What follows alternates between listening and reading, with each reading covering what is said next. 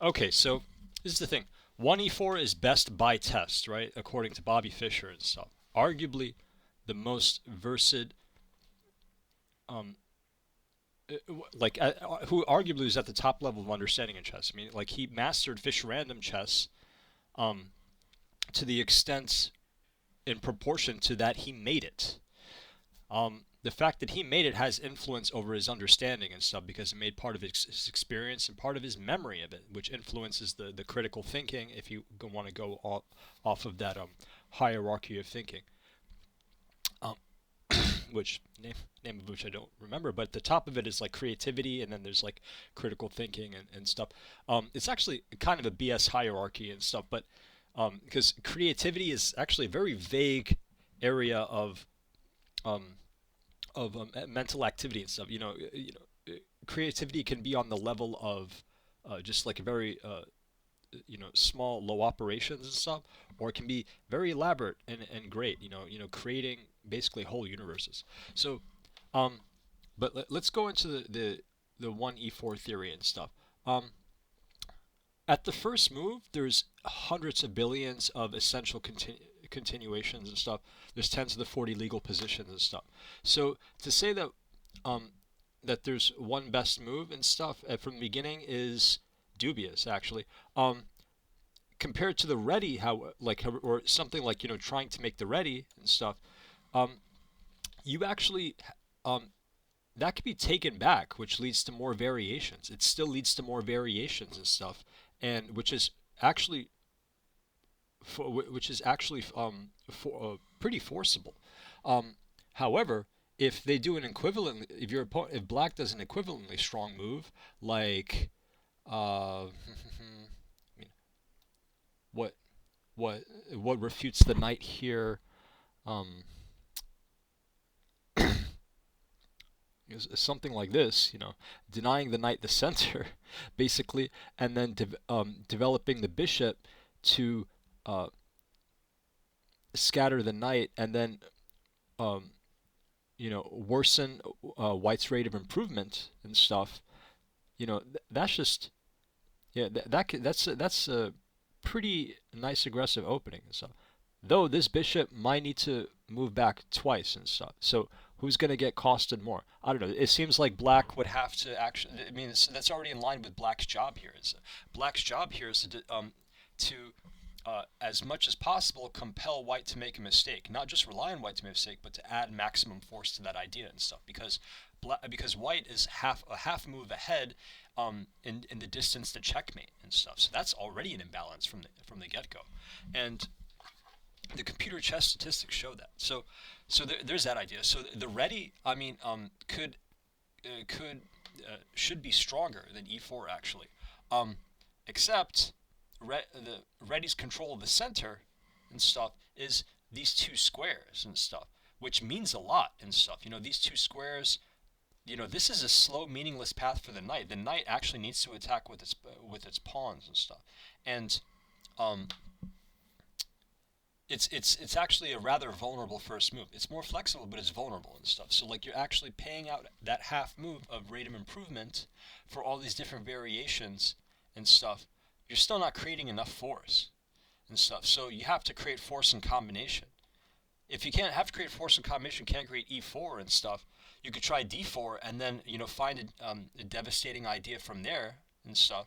Um, Except one d4 relies on the queen to come out um, to come out before her time and stuff. Um, you're basically touching on the theory aspect of the order of the development of the moves and stuff.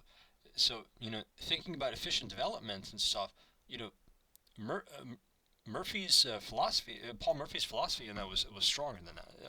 So um, let's say let's say you wanted the center diagonal with just this right here. Um, you get a pawn structure and stuff. You have actually pretty. Oh, this is actually very. This is actually can be very highly disruptive from the beginning and stuff. Um, this can be temporarily refuted, weakened with. It could be counterbalanced with something with a um, d5 and stuff. You have e5 and stuff. However, it creates a hole for the king. So there's that. Just as well and stuff. This knight stops the attack with the pawn, in which case, it does nothing and stuff. Actually, g3 can actually be very potent and stuff. However, and stuff, you don't necessarily get the kingside castle and stuff. This has a prophylaxis to it and stuff, because this is controlling the f4 and gh square. Sorry, f4 and h4 squares. h4 squares isn't even capital, and so this is weak capital right here. And so because the piece is going to be on the rim and stuff, what's going to control that square? What's going to take the path of that square? And so it's just do something like the bishop comes out, and then you have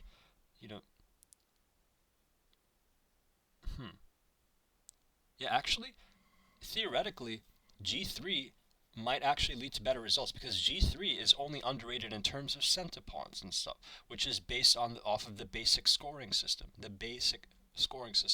which is actually a set of incomplete fundamentals. Actually, when it comes to evaluating positions, you have to think of the properties that emerge in the general aspect of games and in the sharp aspect, and you positivistically add those together and stuff. And how you do that is you sort of look at it like you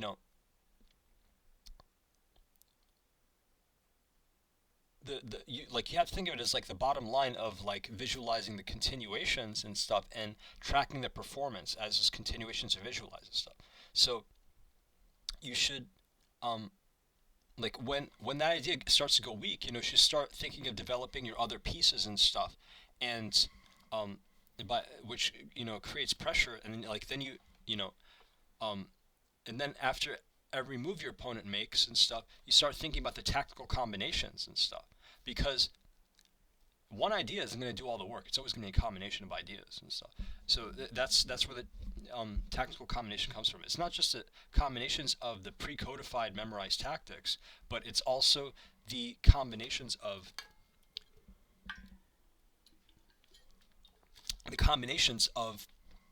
the the ideas of chess, like the effects, the impacts and stuff, and the general concepts and the concepts that emerge in the sharp position and stuff. What are the concepts here and stuff?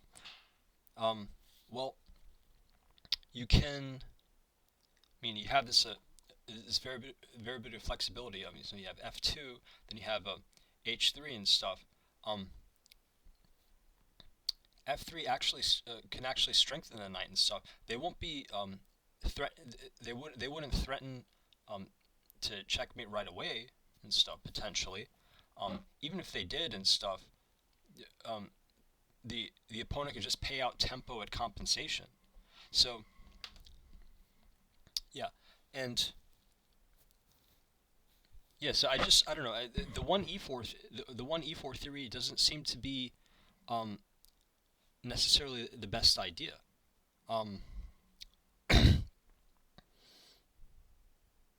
And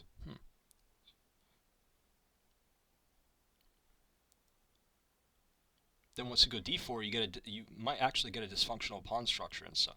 These pawns now are just occupying random squares, potentially not really dealing with, I mean, a black should try to should maximize performance of its pieces too. So here we go.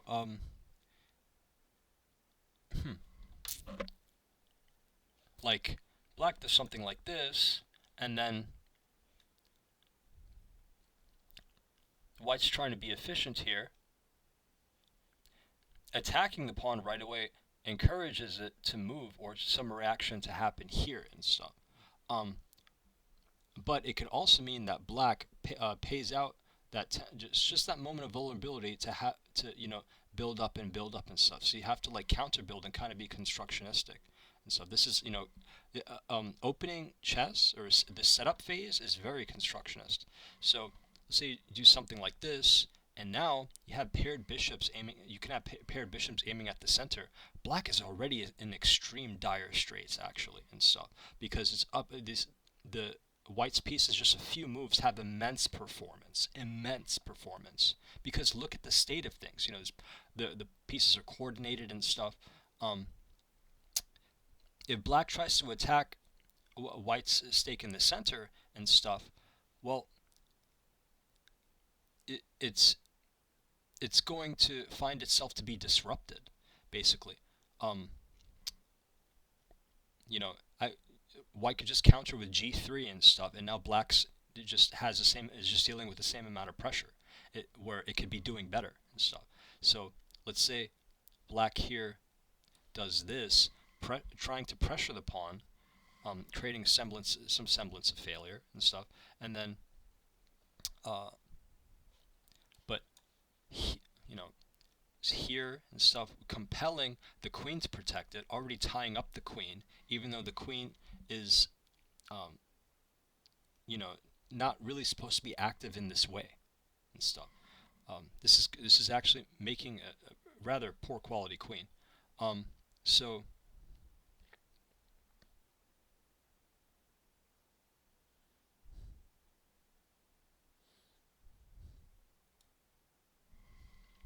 So like, Black can do this to get control of the center, right? Fair, fair. But what about the pawn occupation in the center? So, this is a capital idea too. So, it's about remembering ideas, not moves anyway. So, let's say Black does something like this, um, su supporting the pawn in the center. No. Let's say Black does this. White takes, they're wasting time. They're really wasting time. And so they've actually weakened their threat and stuff. So um, White does, let's say, like, White does this. Oh my, White's pieces are getting immensely strong now. And then uh, you know Black is still wanting to get better performance out of the pieces. Does something like this. Then, which leads to, it can lead to, well, I mean, no, White could end up moving the same piece twice here and stuff. Um,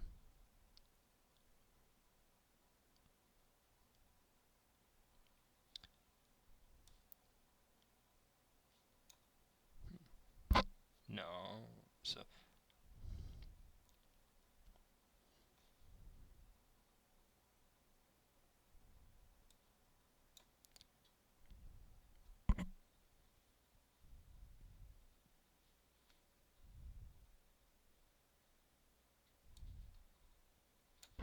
Black basically takes for free here, but no, still can't really do this.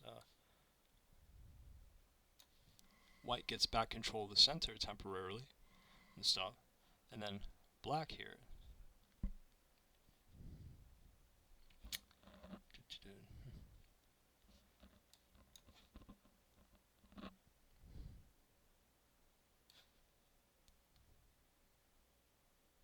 Now, if Black does this, he's not actually trying to checkmate and stuff. The bishop is just weak at fighting and stuff.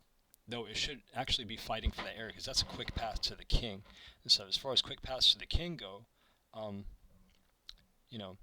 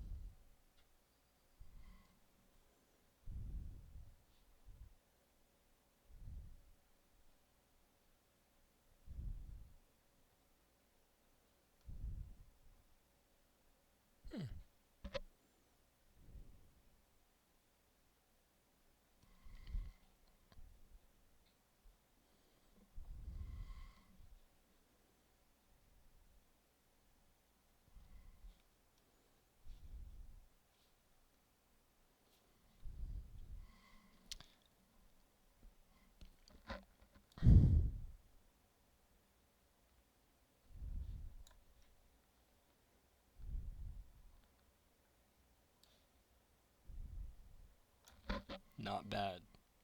This actually isn't a bad idea here.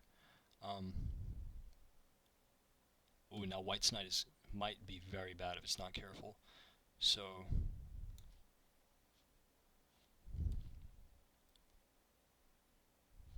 white has no real attacks for the center, basically.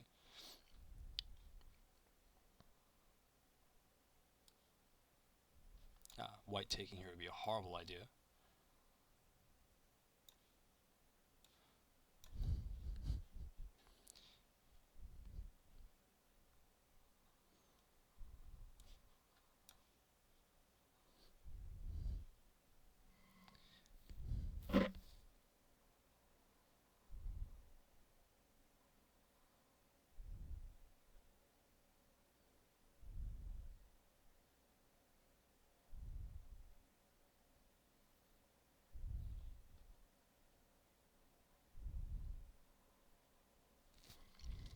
Now, can white be more aggressive and stuff?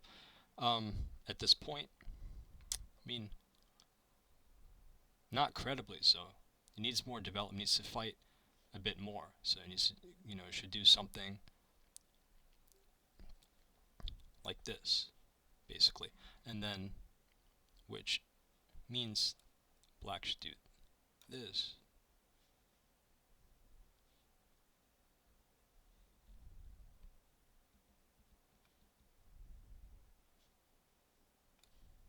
White should do this. Now, black has a tactical combination to checkmate the king. So after, black does something like,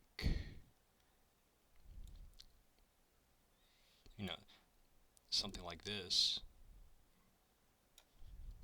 then white needs to do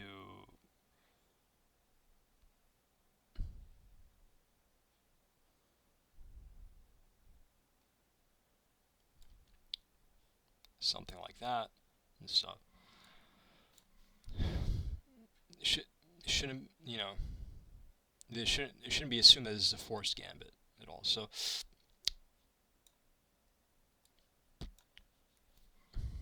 most likely, at least, I just don't have the time to think about every continuation. And now, boom, black must take at this point.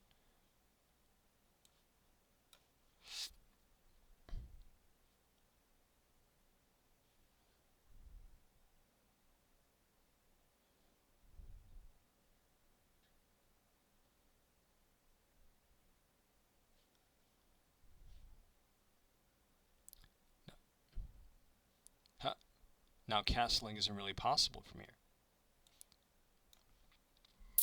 Now we're going to worsen black's side here because the queen is free. It's going to necessitate all of this here. And so if black doesn't pay out its queen or, do something like this, no, I don't know about paying out the knight. So black's got to do something like this actually. Because the knights are going to be better fighting the king, actually. So that's the secret. Here is there's no sacrifice here because the king is well protected. Bang. Now white has is still threatening the king. And, black could do something like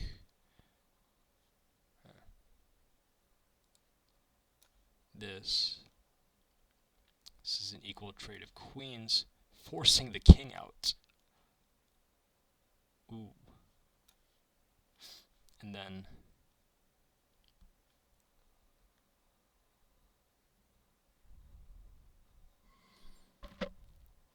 now black is actually in dire straits.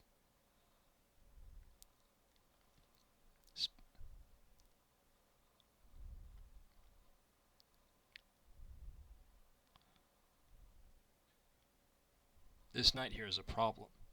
White has to counteract it by,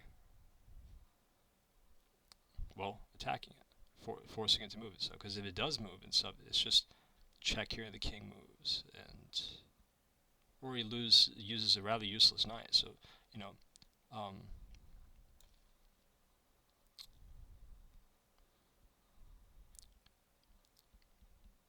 white doesn't need to pair out his paired bishops. He needs to fight with those. So check here, breaking check, and then the game is belongs to white pieces. Might be my own bias, but I'll run the analysis and see if the 1e4 theory is correct or not.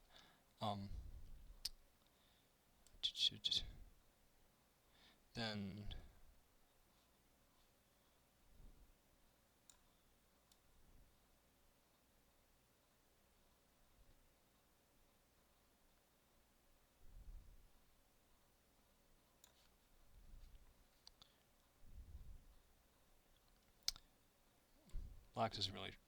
black's kind of trapped here.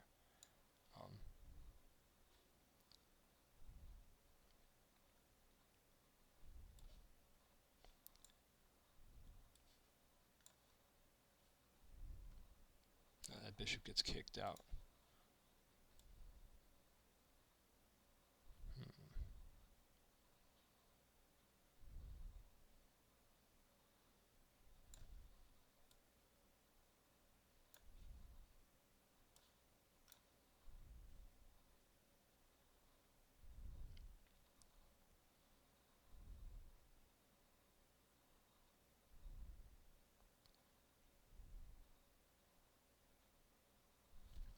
Black is just 2 moves from building up against white's king side.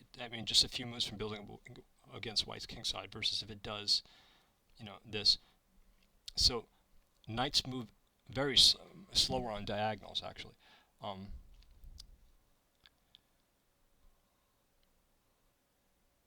But the knight is trapped, so white should actually take advantage by trying to castle queenside and stuff.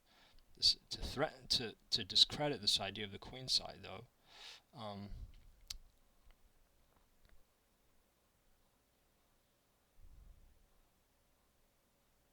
It's going to prevent castling through check here and stuff.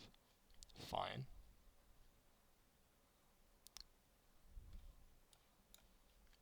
Then it's going to do this, which is basically wasting white's time.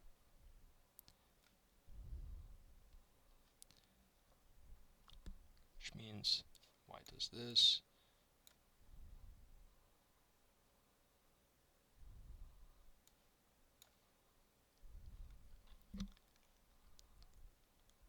I think black here is in dire straits. Boom. And then the knight's free now. Check.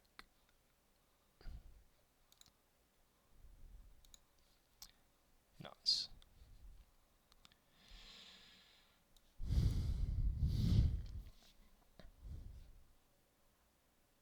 This capture never gets realized because of this. And then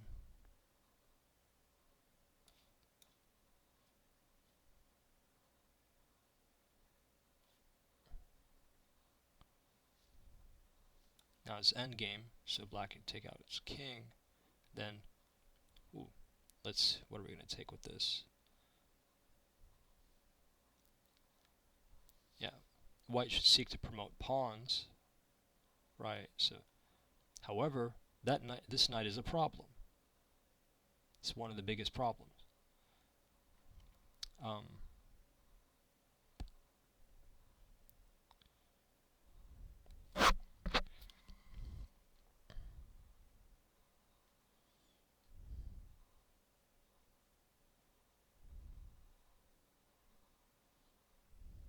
I still want to capture this knight in the next turn, so I'm going to do this, getting back control of the center. Black escapes check by doing this. No.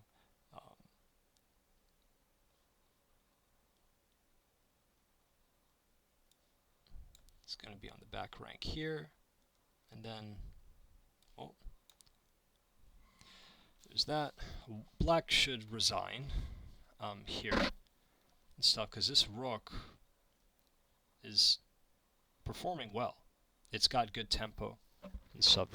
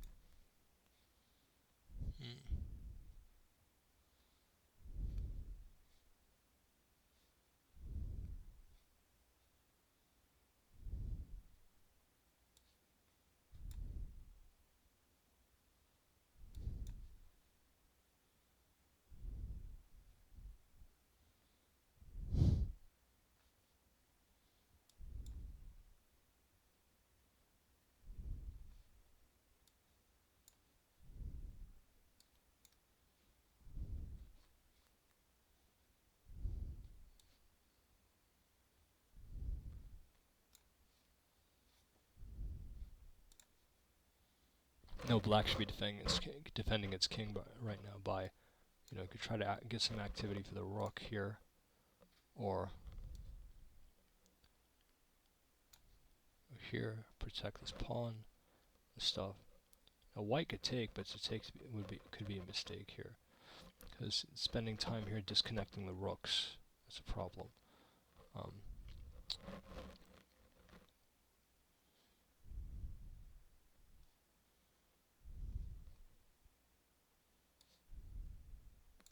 Check is coming here, so black is going to block check right here, doing this. But no.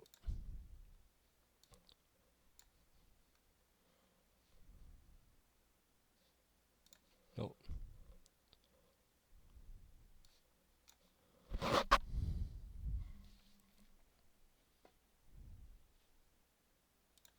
Now it's going to be attacking this pawn chain at the base, hopefully making some possible weaknesses. So except, game's already won for white here, so boom.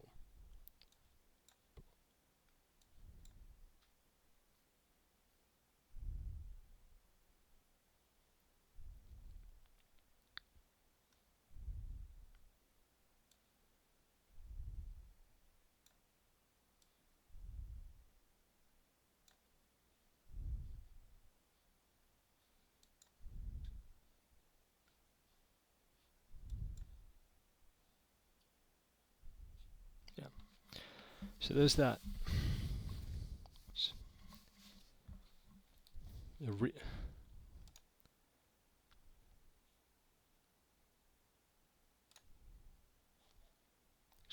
I could just run analysis on that. So.